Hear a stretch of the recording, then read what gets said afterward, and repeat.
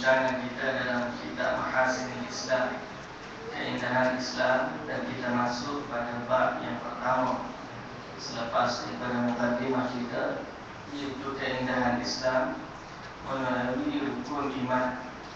Keindahan Islam melalui rukun iman, bahawa Rasulullah sallallahu alaihi wasallam telah menetapkan rukun iman ini ada 6 perkara, sebagaimana yang kita telah ketahui, itu berkaitan dengan keimanan, keyakinan, pegangan kita dengan sesuatu. Yang pertama, beriman dengan Allah, beriman dengan malaikat, beriman dengan kitab, beriman dengan para rasul, beriman dengan hari akhirat, dan beriman dengan qada dan qadar. 6 perkara yang telah kita hadam dalam diri kita, iaitu perkara yang disebut oleh Rasulullah sallallahu alaihi wasallam dalam hadis Jibril yang masyhur, bila Jibril datang bertanya kepada Rasulullah, "Ya Muhammad, akhbirni anil iman." Jadi rukun iman yang 6 ini merupakan asas kepada akidah Islam yang dibina di atasnya semua perkara ibadat, sama ada perbuatan, sama ada amalan ataupun akhlak, dan juga segala kebaikan. Sekiranya ternafinya keimanan daripada seorang manusia, maka segala yang dilakukannya itu adalah bersifat sia-sia. Tidak ada satu kebaikan pun bagi dia, serta amalan kebajikan dia sekiranya dilakukan tidak atas asas keimanan kepada Allah Subhanahu wa taala. Justru segala yang berlaku dalam kehidupan ini mesti kembali kepada paksi yang asal. Dan sudah pasti paksi yang asas ini mempunyai keindahan, mempunyai keagungan dan kecantikan dalam kehidupan manusia.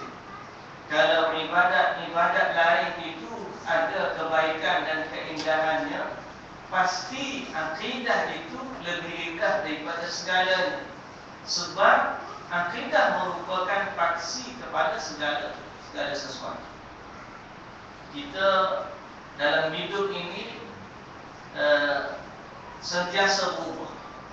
Baru ni saya di Indonesia, antara topik bila kita bersembang kepada ada muhadarah daripada para masyayikh dan jumpa dengan sahabat-sahabat, antara yang kita bincang ialah fiqhul taghyir, fiqh kepada perubahan. Fiqh kepada perubahan. Fiqh berubah. Sebab apa kita nak kepada fiqh dalam berubah? Sebab hidup manusia senantiasa berubah. Hidup manusia senantiasa berubah. Mustahil manusia 10 tahun yang lepas, selepas 10 tahun dia berlalu hidup dia sama masa dulu. Paling kurang umur dia berubah. Dulu dia muda, sekarang dia tua. Dulu dia kecil, sekarang dia besar. Itu takdir perubahan pada sudut umur dan fizikal. Ada sudut ekonomi berubahnya manusia. Dulu dia susah, sekarang dia senang. Ada juga terbalik, dulu dia senang, kemudian dia susah. Ada fiqah dari sudut takdir, dari sudut al-iqtisad. Dulu dia bekerja, ekonomi dia mantap. Sekarang dia tak bekerja, ekonomi dia buruk. Dulu dia tak bekerja, sekarang dia bekerja. At-taghyir, perubahan adalah sesuatu yang lazim dalam kehidupan manusia. Tinggal lagi ada beberapa bentuk perubahan yang ada. Satu, berubah dari sudut benda baik kepada yang lebih baik. Alhamdulillah. Dulu kita Islam, dulu kita beriman, jadi kita berubah daripada Islam biasa, Muslim kepada mukmin. Dulu kita salat kita berubah daripada salat yang biasa-biasa kepada salat yang menepati syariat atau ajaran sunnah Nabi sallallahu alaihi wasallam. Itu perubahan yang baik. Perubahan yang baik juga ialah daripada buruk kepada yang baik. Baik juga. Mahmud, takdir al-mahmud. Dulu tak salat, sekarang ni salat. Alhamdulillah, syukur kepada Allah. Dulu kita tak kenal Allah, sekarang kita kenal Allah, alhamdulillah. Baik dah tu. Dia ada satu perubahan yang baik yang terpuji dalam Islam. Antara yang paling nak kita ubah dalam hidup ialah soal akidah. Dulu kita kenal Allah melalui la ilaha illallah sahaja. Apa dia Allah? Allah adalah Allah. Habis itu macam mana? Allah adalah Tuhan. Habis itu macam mana? Setakat tu je. Bagus tu. Nah, ada berubah kepada mengenali Allah dengan lebih hebat. Kadang-kadang perubahan dia melampaui apa yang sudah ada pada kita. Dalam sembang tu, di sana bertemu dengan seorang sahabat asal Filipina. Dia kata dia masuk Islam sekitar umur dia sekitar 27 atau 28. Asalnya dia seorang mekanik daripada Filipina, berhijrah atau kerja di Arab Saudi di Riyadh. Duduk di Riyadh, kerja apa? Mekanik kereta. Waktu bekerja ada pendakwah mari ajak dia. Mari perhimpunan, dia ajak makan. Sambil-sambil saja nak jamu makan. Bila makan, sambil makan tu ada orang bagi tazkirah. Dia kata aku tak boleh dah mana bab Islam, cuma aku nak pergi ke nak makan. Dia Kristian, dia nak makan, tak apa. Sebab dia tak apa, makan lah dia. Tapi dia kata aku yang paling tersentuh hati bila aku dalam keadaan tersebut boleh makan ramai-ramai.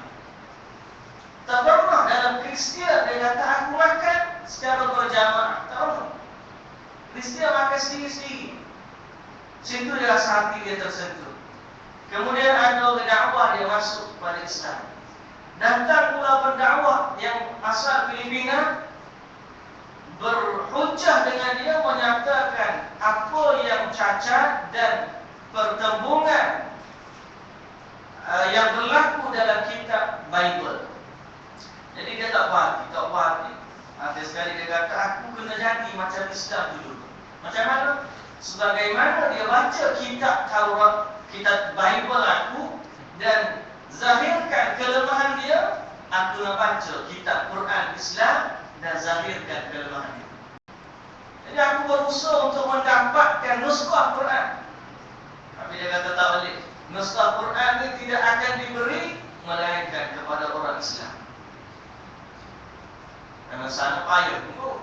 Tapi kalau di Indonesia mudah ya. Indonesia kalau kita masuk library dia 11 bulan. Alkitab Bible itu situ dia ada 3 langkah tengok Al-Quran. Sama banyak Alkitab dengan Al-Quran. Ala kulli hal, sahabat ni oleh kerana dia terlalu nak kepada naskah Quran, mencari kelemahan dia masuk Islam. Dia kata aku masuk Islam dengan niat untuk mencari kelemahan dalam Quran. Itu saja, supaya aku dapat naskah Quran. Dia kata dia baca Al-Quran. Dia kaji untuk mendapatkan kelemahan Quran. Semakin banyak nelayan Quran dia baca, semakin hati dia lembut. Semakin banyak dia baca, semakin hati dia lembut. Akhirnya Allah Subhanahu Wa Taala buka pintu hidayah bagi dia dan dia masuk Islam secara ikhlas. Lepas tu dia jadi pendakwah pula. Jadi pendakwah kepada orang Kristian di Riyadh. Sekejap lepas tu ada seorang syekh usahakan dia masuk ke Islam Madinah. Selepas berpenat lelah, dia kata aku masuk ke Islam Madinah, belajar alif bata daripada awal, belajar alif bata. Selepas penat dan lelah, akhirnya alhamdulillah takhrus, dia berjaya. Saya ingat banyak tahun dia belajar. Dia duduk di Saudi, rasanya hampir dekat 13 dan 14 tahun. Lepas tu sambung pula kerja sebagai pendakwah juga di Saudi, di Madinah. Kemudian dia balik buka macam Islamic Center dekat dengan pinggir kota Manila di Filipina. Saya tanya dia, selama berdakwah ni berapa ramai orang masuk Islam dengan dakwah kamu? Dia kata aku lupa berapa. Agak-agak tak boleh nak kira. 1000, dia kata lebih daripada 1000. Allah Akbar. Dia masuk Islam 20 tahun. Atau masalah ini 20 tahun masuk Islam. Orang masuk Islam di tangan dia 1000 lebih. Kita Islam 30 tahun, 40 tahun, 50 tahun. Jadi berta'amilan. Kan boleh sebab alhamdulillah nikmat besar. Tapi dia 20 tahun 1000 lebih. 1000 lebih Allah Akbar. Jadi contoh takhir dia berubah daripada akidah bukan Islam menjadi Islam.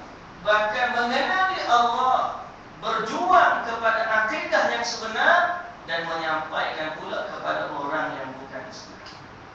Takhir berubah. Jadi kita dalam hidup pasti ada perubahan. Cuma kita nak perubahan kepada yang lebih baik. Sidang jemaah yang dirahmati Allah, kita sebut ataupun kita bincangkan soal keindahan sudut akidah bermula dengan beriman kepada Allah Subhanahu wa taala. Beriman kepada Allah Subhanahu wa taala terkandung atau secara terperincinya beriman kepada Allah dalam 3 perkara, 3 aspek, iaitu ar-rububiyah, al-asma' was-sifat dan juga al-uluhiyah. Ar-rububiyah, al-asma' was-sifat dan juga al-uluhiyah. Susunan ini biasanya kita rububiyah, uluhiyah, al-asma' was-sifat, tapi dalam buku ini disusun ar-rububiyah, al-asma' was-sifat dan juga al-uluhiyah. Tak ada masalah, ada wijhatun nazar, sudut pandang masing-masing. Beriman dengan Allah Subhanahu wa taala dari sudut rububiyah. Maksudnya ialah kita beriman dengan kewujudan Allah dan apa di af'alillah ta'ala. Beriman dengan perbuatan Allah. Beriman dengan segala perbuatan ketuhanan itu adalah milik Allah Subhanahu wa taala. Ar-rububiyah asal daripada kalimah Rabb. Rabb ni apa? Tuhan. Alhamdulillahi Rabbil Alamin. Alhamdulillahi Rabbil Alamin. Kalimah rububiyah asal daripada kalimah Rabb. Rabb jadi rububiyah. Jadi rububiyah dengan Rabb maksudnya sama. Beriman dengan rububiyah Allah ialah beriman bahawa Allah Rabbul Alamin. Apa maksud Rabbul Alamin?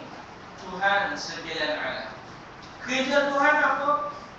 Mencipta, memberi rezeki, menghidupkan, mematikan, menentukan takdir, memperedarkan matahari, bulan, bintang, dan segala-gala yang berlaku dalam dunia ini adalah kerja Rabbul Alamin.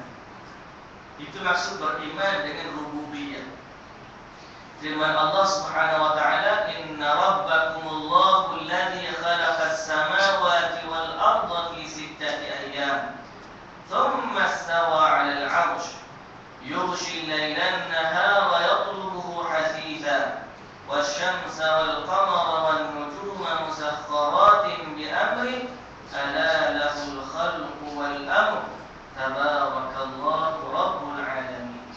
Maksudnya sesungguhnya Tuhan kamu ialah Allah yang telah menciptakan langit dan bumi dalam 6 hari, lalu dia bersemayam di atas arasy.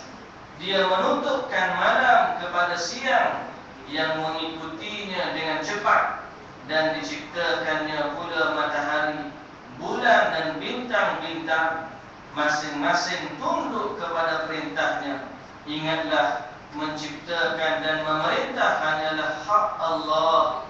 Maha suci Allah, Tuhan semesta alam. Dimaksud rububiyah. Ringkasnya, beriman dengan ketuhanan itu adalah milik Allah. Tak ada yang lain melainkan Allah. Itu maksud beriman dengan rububiyah. Apa indahnya seorang manusia yang hatinya ada keimanan dengan rububiyah Allah. Di mana keindahan beriman, di mana keindahan akidah. baru mengaitkan semua yang ada ini dengan Allah Subhanahu wa Ta'ala. Keindahan yang pertama ialah apabila kita beriman dengan rububiyah Allah, maka kita telah meletakkan keimanan itu sesuai dengan fitrah yang ada. Fitrah yang Allah Subhanahu wa Ta'ala ciptakan, yang manusia ciptakan, manusia ini diciptakan oleh Allah mempunyai naluri beragama, naluri bertuhan. Oh, kita ni ada naluri, ada fitrah untuk mencari agama. Kalau tak jumpa Tuhan pun, fitrah manusia itu ada. Ada manusia pergi cari pokok, ada manusia cari-cari jumpa batu, ada manusia cari-cari jumpa apa, bintang, bulan. Kalau ada yang sebahagian semua api, majus, semua api. Ustaz apa? Ustaz Nizam ada TV. Dia kata dia pergi di Iran, dia lalu satu tempat di padang pasir yang sangat-sangat indah. Waktu berjalan malam, bintang pun nampak dekat. Pergi pula jalan, bintang nampak dekat. Tengok, sangat indah pemandangan ciptaan. Sampai pergi jalan, berhenti tengah padang pasir itu dalam keadaan sejuk, dingin waktu malam. Manusia berhajat kepada api. Tengok, jumpa api, alhamdulillah, munculnya ada api boleh jadi panas. Jadi kesimpulan dia kata di waktu itu di Iran ada lagi manusia yang bertuhankan bintang dan menyembah api. Dia kata macam mana manusia yang boleh fikir nak menyembah bintang dan nak menyembah api. Bila dia lalu dalam keadaan tersebut, dia kata kesimpulan yang dia boleh kata, manusia ni secara fitrahnya akan menyembah sesuatu yang dia kagum dan sesuatu yang dia bergantung kepadanya. Dia rasa hebat, dia sembah. Dia bergantung kepadanya, dia sembah. Dua kesimpulan. Satu, yang manusia kagum kepadanya. Yang kedua, manusia berhajat kepadanya. Fitrah manusia. Cuma masalahnya dia tak kenal Allah. Kalau dia kenal Allah, sekali dia akan lebih kagum daripada bintang yang dia tengok. Sebab Allah yang menciptanya. Kalau dia mengenal Allah, dia akan lebih bergantung kepada Allah daripada api. Sebab Allah yang menciptakan api. Tapi fitrah manusia, dia nak cari benda tu. Nak cari sesuatu yang dia kagum dan mencari sesuatu yang dia bergantung.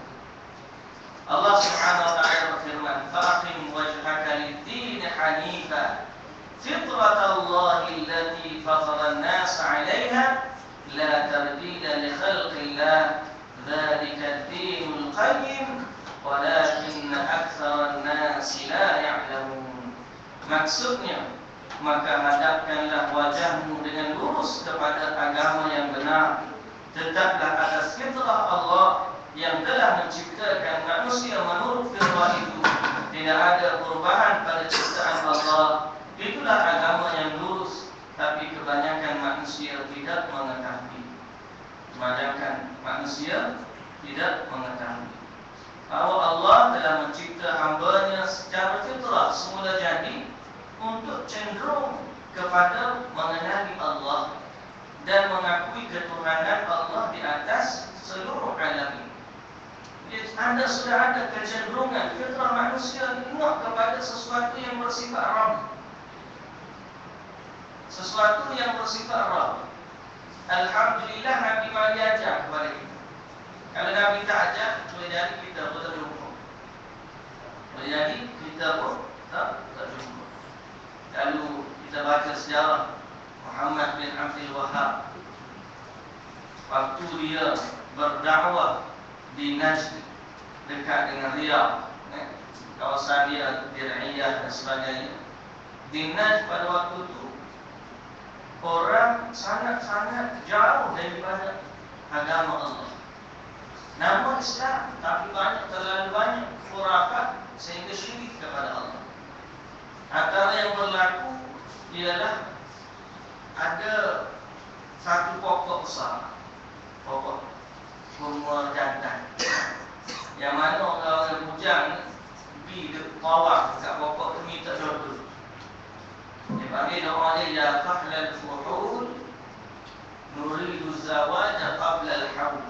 Wahai fahlal fuhul, jantan segala jantan, pokok kurma jantan, kurma tak buah, keluar dia bunga dia. Nuridu zawaj qabla al-hawl, kami nak jodoh, kami nak kahwin sebelum habis masa, sebelum masa ni. Sebelum kami tua nak kahwin, minta dengan pokok.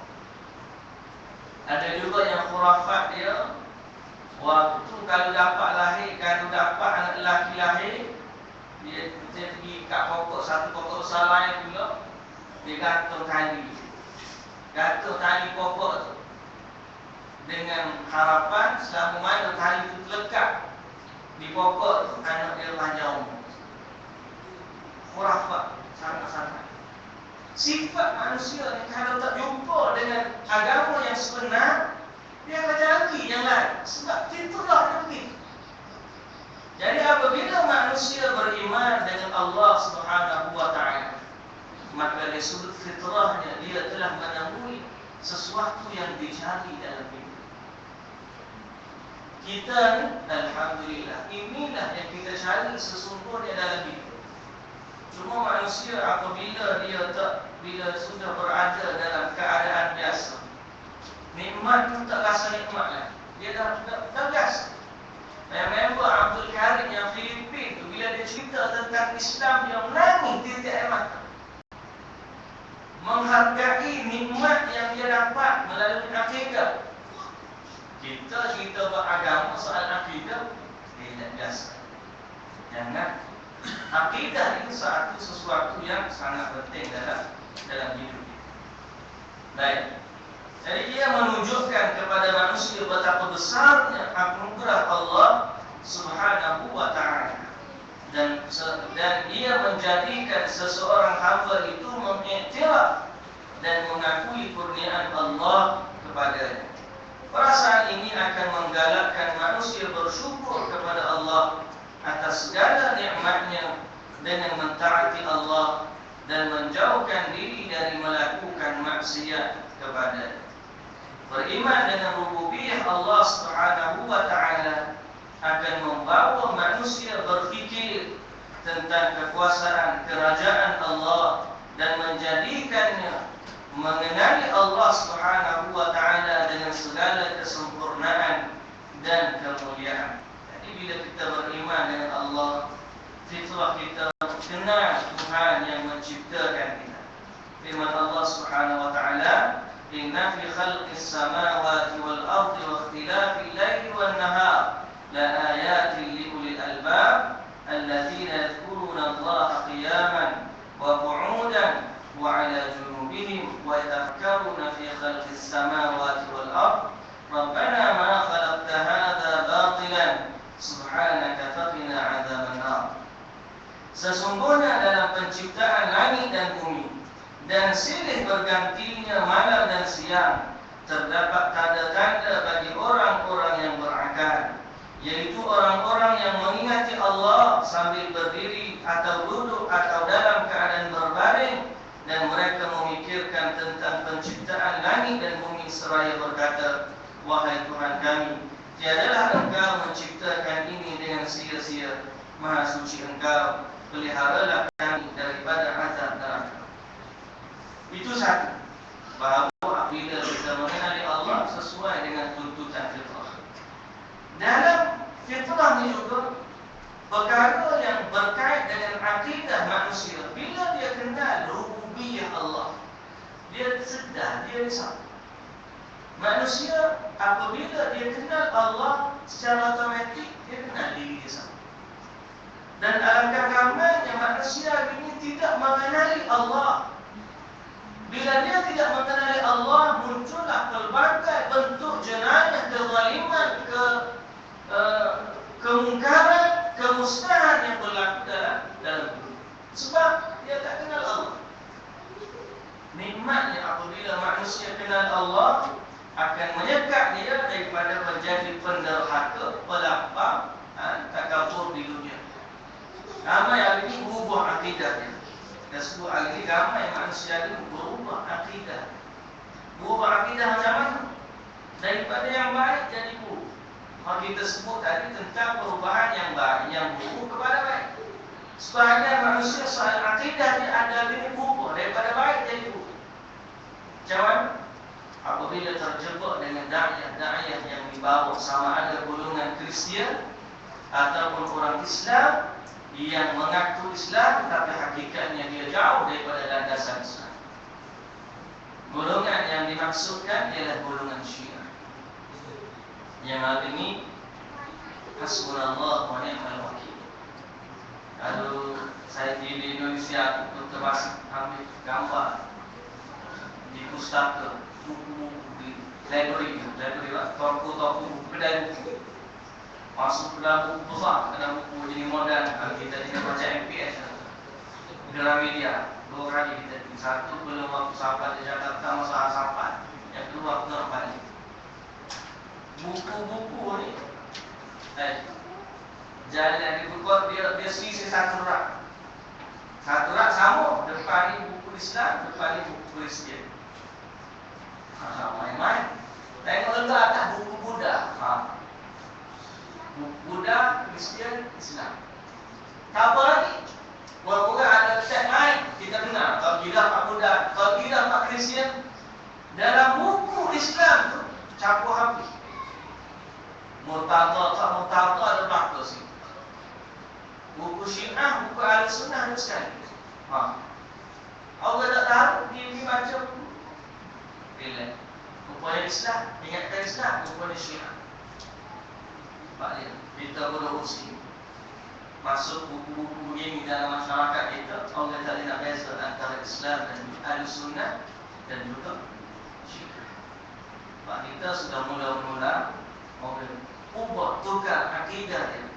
Daripada mencintai sahabat, daripada mencintai Rasul dan juga Ahlul Bait, dia jadi mencerca para sahabat atas alasan mencintai Ahlul Bait. Mencerca isteri Nabi atas alasan mencintai Ahlul Bait. Ahlul Bait bukan keluarga Nabi. Isteri Nabi tak termasuk dalam keluarga Nabi, masuk. Sahabat Nabi tak termasuk dalam keluarga Nabi, masuk. Sebab apabila disebut tentang selawat kepada Nabi sallallahu alaihi wasallam, Allahumma salli ala Muhammad wa ala ali Muhammad.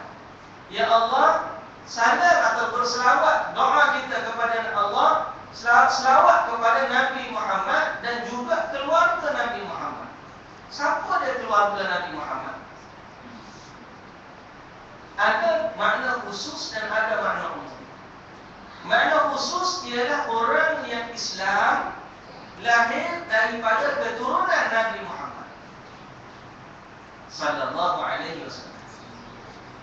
Orang makna umum ialah setiap orang yang berjalan dan berakidah di atas ajaran Nabi Muhammad sallallahu alaihi wasallam. Itu maksud umum. Sebab itu sekiranya ambil hanya soal keturunan Nabi, nescaya termasuk dalam keluarga Nabi waktu kita selawat ialah Abu Jahal dan Abu Lahab. Tapi tak, wa ala ali Muhammad, atas keluarga Muhammad ialah yang beriman kepada Allah. Keluarga soal iman, keluarga keimanan lebih utama daripada keluarga darah daging. Macam kita adik-beradik kita, adik-beradik seagama dengan adik-beradik saudara berlainan agama. Mana lebih penting, mana lebih utama? Adik-beradik seagama walaupun tak ada darah daging. Nak banding dengan adik-beradik yang ada darah daging, ada agama. Tapi kalau dia adik-beradik darah daging, diperkuatkan pula dengan agama, ataupun adik-beradik agama diperkuatkan pula dengan darah daging, maka lebih aula dan lebih penting bagi. Tapi Allah Syiah hari ini mencerca para sahabat. Kata Abu Bakar, Umar, mereka ini bukan daripada Islam. Lebih hebat lagi, lebih dahsyat lagi yang berlaku di Syria pada hari ini. Mereka menyembelih saudara-saudara kita di Syria. Sembelih tunggu, tak tengok video dia. Tengok dari YouTube mana. Kalau saya tengok dekat satu komputer dia kumpul gambar-gambar berita, dia kumpul dalam satu video kisah-kisah di Syria.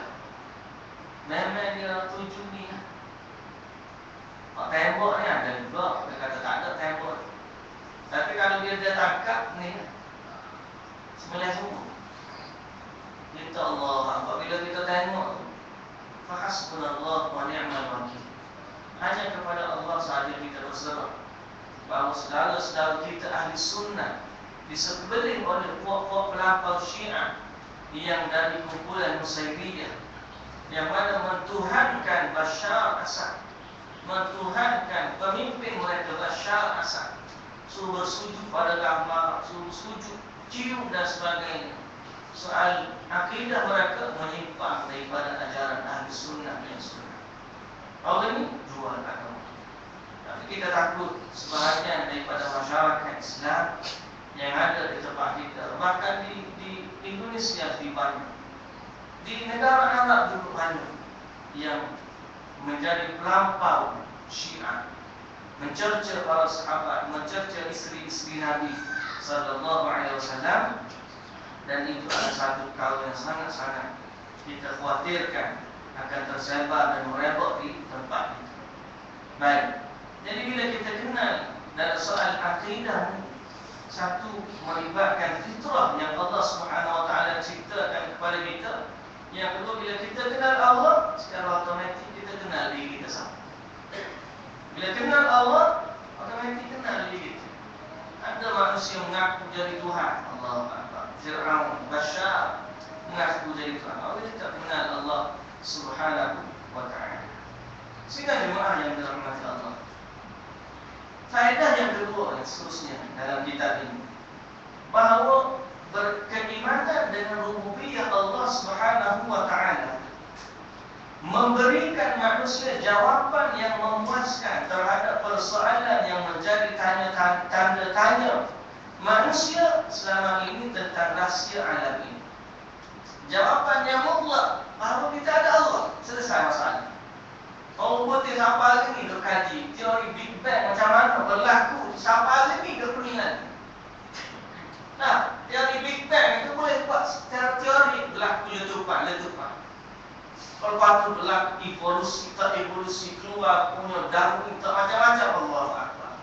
Sampai ini mereka masih mengkaji soal ini. Saya rasa saya pernah cerita macam mana seorang pendakwah Thailand, Ustaz Hassan Abdul Qadir.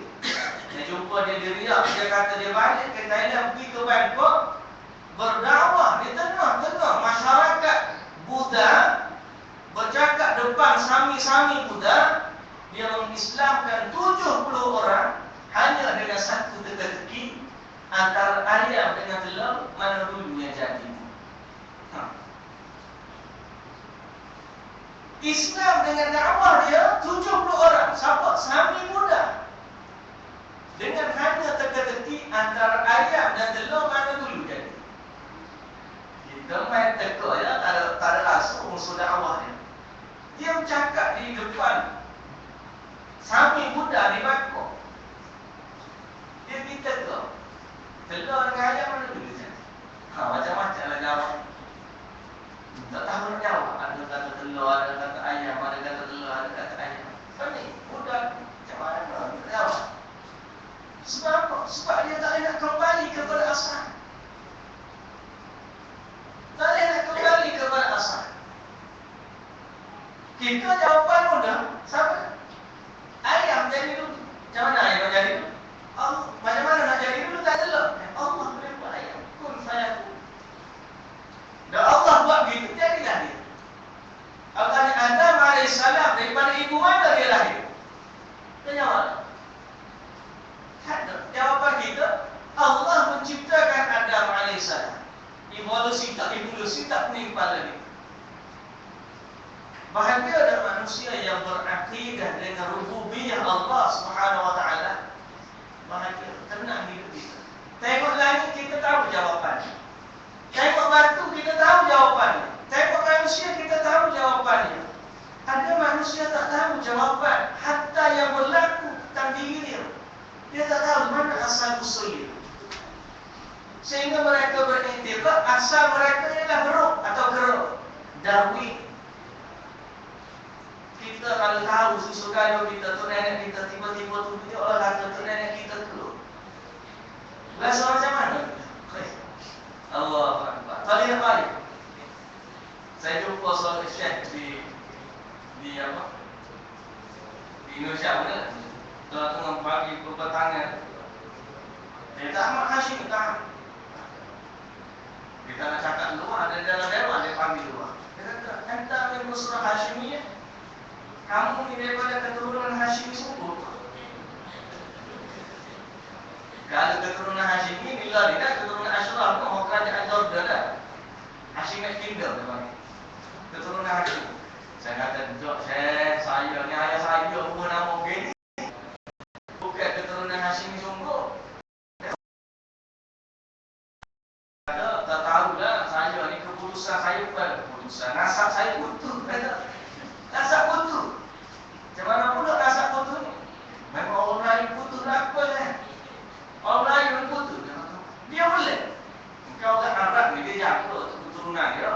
Kalau ada ni keturunan sahabat Umar Al-Khattab tu boleh hidup. Keturunan Nabi Dudlan boleh hidup sahabat keturunan Nabi. Kita ni putus tak tahu. Saya kenal Masih ni bincang apa, bincang Musa bin Syarif bin Abdul Rahman ni. Takkan terlilir lah tu, ada orang tak tahu, tak tahu tu. Tak.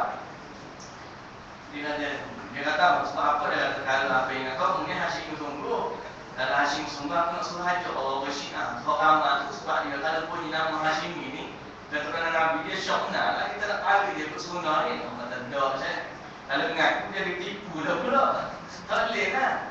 Dia kata kalau betul, kita kata kamu ni boleh bunuh lah kelebihan keturunan ni. Tak tahu Allah bersyiah. Allah Syiah kalau punya Hashimiyah, keturunan Hashimi kan, syokna lah dia kata. Mungkin ada baiknya keturunan Nabi. Tapi apakan daya?